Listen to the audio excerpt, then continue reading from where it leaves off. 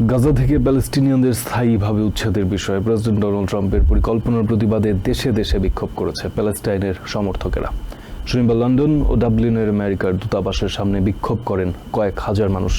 এ সময় তারা ইসরায়েলকে অস্ত্র দেওয়া বন্ধ করো, প্যালেস্টাইন মুক্ত করো সহ নানা স্লোগান দেন। এদিকে যুদ্ধবিরতি চুক্তি অনুযায়ী শনিবার মুক্তি পাওয়া ৩৬৯ জন বন্দী গাজায় ফেরার পরে সেখানে তাদের বরণ করে নেন তাদের স্বজন ও সাধারণ মানুষ। এ সময় সেখানে এক আবেগঘন মুহূর্তের সৃষ্টি হয়। দীর্ঘ ১৫ মাস রক্তক্ষয়ী সংঘাত শেষে গত ১৯ জানুয়ারি থেকে যুদ্ধবিরতিতে আছে হামাস ও ইসরায়েল।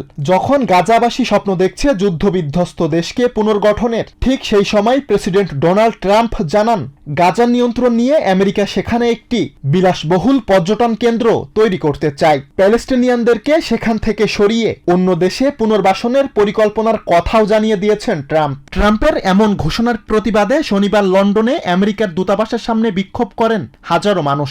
এ সময় তারা ট্রাম্পের কঠোর সমালোচনা করেন, বলেন একটি জাতিকে তার মাতৃভূমি থেকে উৎখাতের কথা মূর্খ ছাড়া কেউ ভাবতে পারে না।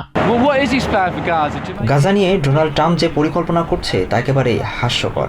সেখানে প্যালেস্টাইনিয়ানরা প্রজন্মের পর প্রজন্ম ধরে বসবাস করে আসছে। নিজেদের মাতৃভূমি থেকে একটি জাতিকে উৎখাতের চিন্তা একজন মূর্খ ছাড়া কেউ করতে পারে না। ট্রাম্প যেটি চিন্তা করছে সেটি পুরোপুরি অগ্রহণযোগ্য।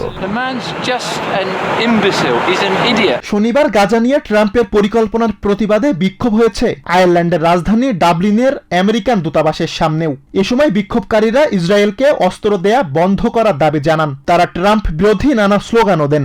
আন্দোলনকারীরা বলেন দীর্ঘ ১৫ মাস পর যখন গাজার মানুষ শান্তিতে নিঃশ্বাস নেওয়ার সুযোগ পেয়েছে, তখন ট্রাম্প জঘন্য নির্লজ্জতার পরিচয় দিয়েছে। এদিকে যুদ্ধবিরতি চুক্তির শর্ত অনুযায়ী শনিবার ৩৬৯ প্যালেস্টিনিয়ান বন্দীকে মুক্তি দিয়েছে ইসরায়েল। তাদের মধ্যে ৩৬ জন যাবজ্জীবন কারাদণ্ডপ্রাপ্ত বন্দী ছিলেন। মুক্তিপ্রাপ্তদের স্বাগত জানাতে গাজার খান ইউনিস ও রামাল্লায় জড়ো হন তাদের স্বজন সহ সাধারণ মানুষ। মুক্তিপ্রাপ্তদের বহনকারী বাস সেখানে পৌঁছলে এক আবেগঘন মুহূর্তের সৃষ্টি হয়। সুলাইমান কবির, TVN 24 নিউজ ডেস্ক।